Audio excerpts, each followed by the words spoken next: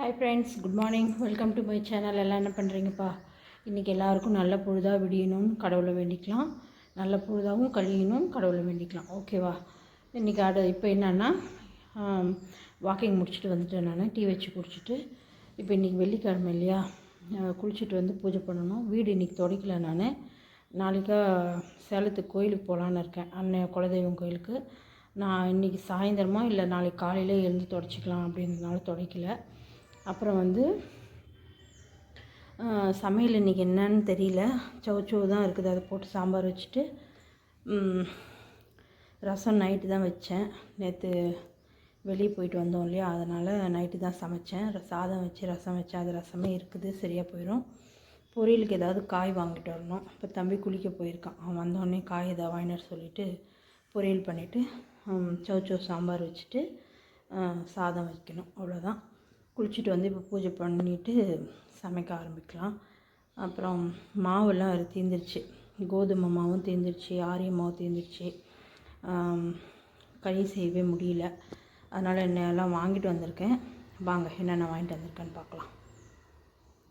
பாருங்கள் ஃப்ரெண்ட்ஸ், நான் எப்படியும் களிக்கு மாவு அரைக்கும் போது இப்படி தான் இதை மூணையும் தான் போட்டு நான் அரைப்பேன்.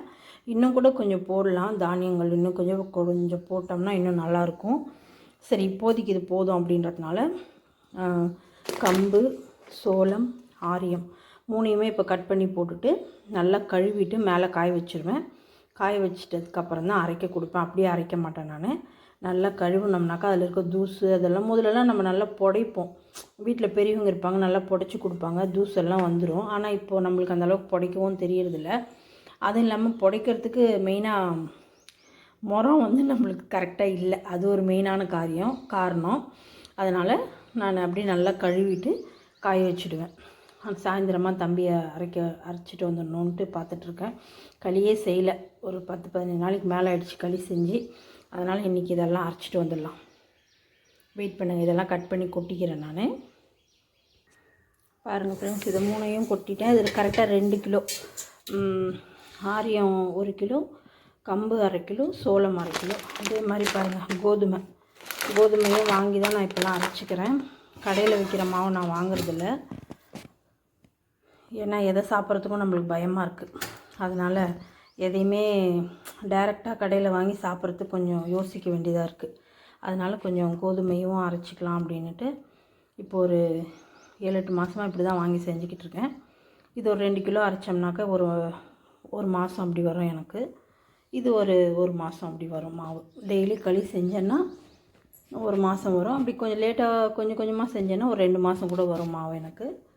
இப்போ கோதுமையும் கட் பண்ணி போட்டுக்கலாம்.